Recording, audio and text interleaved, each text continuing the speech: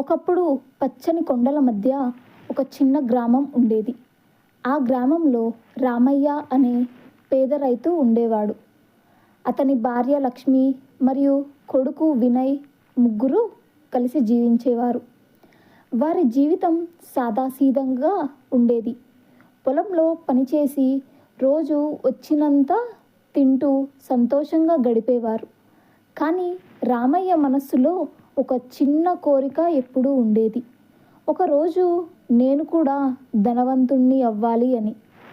ఒకరోజు గ్రామానికి ఒక వృద్ధుడు వచ్చాడు. అతని ముఖం ప్రశాంతంగా, కళ్ళల్లో జ్ఞానం మెరుస్తుంది.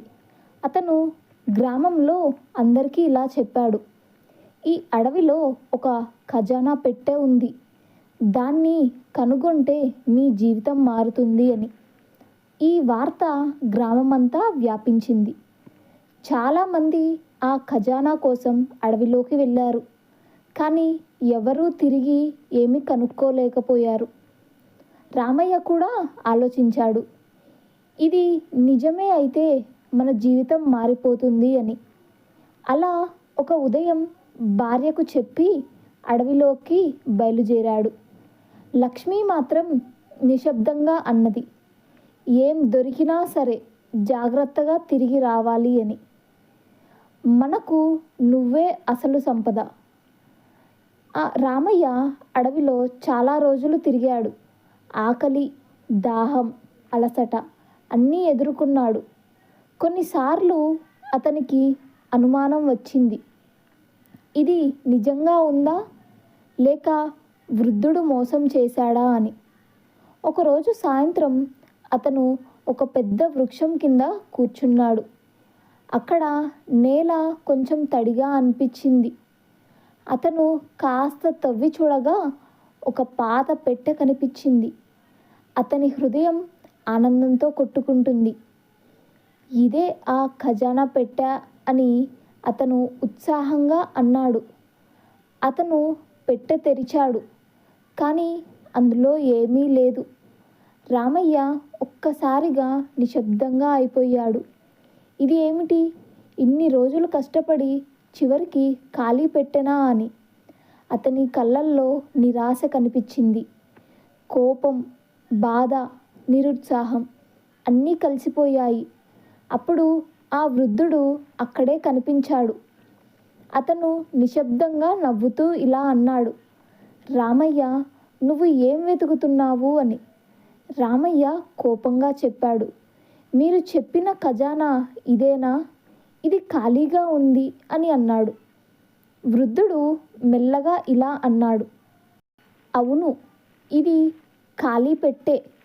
కానీ నువ్వు ఈ ప్రయాణం ఏమి పొందావో ఆలోచించావా అని. రామయ్య కాస్త ఆలోచించాడు. అతను గుర్తు చేసుకున్నాడు. అడవిలో జీవించడం నేర్చుకున్నాడు. భయాన్ని జయించాడు. తన సాహసాన్ని పెంచుకున్నాడు. ప్రకృతిని అర్థం చేసుకున్నాడు. వృద్ధుడు మళ్ళీ ఇలా అన్నాడు, నిజమైన ఖజానా బంగారం కాదు, డబ్బు కాదు. అది నీలో ఉన్న ధైర్యం, సాహసం, అనుభవం. రామయ్యకు అప్పుడు అర్థమైంది, ఆ ఖాళీ పెట్టే అతనికి ఒక గొప్ప పాఠం నేర్పింది అని. అతను గ్రామానికి తిరిగి వచ్చాడు. ఇప్పుడు అతను మర్చిపోయాడు. ఇప్పుడు అతను మారిపోయాడు. అతను కష్టపడి పనిచేయడం ప్రారంభించాడు. కొత్త పద్ధతులు నేర్చుకున్నాడు. కొద్ది కాలంలో అతని పొలం బాగా పండింది. అతని జీవితం మెరుగుపడింది. ఒకరోజు అతని కొడుకు వినయ్ అడిగాడు, నాన్న, ఆ ఖజానా దొరికిందా అని.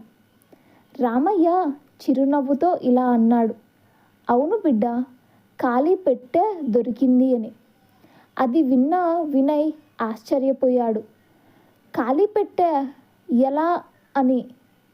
రామయ్య ప్రేమగా ఇలా అన్నాడు, అది నాకు నేర్పింది, మనలో ఉన్న శక్తి, ధైర్యం, కష్టపడే మనసే అసలు ఖజానా అని. నిజమైన సంపద బయట కాదు, మనలో ఉంటుంది. ఖాళీగా కనిపించే అనుభవాలే జీవితంలో గొప్ప పాఠాలు నేర్పిస్తాయి. ఈ కథ మీకు ఎలా అనిపించిందో కామెంట్ రూపంలో తప్పక తెలియచేయండి.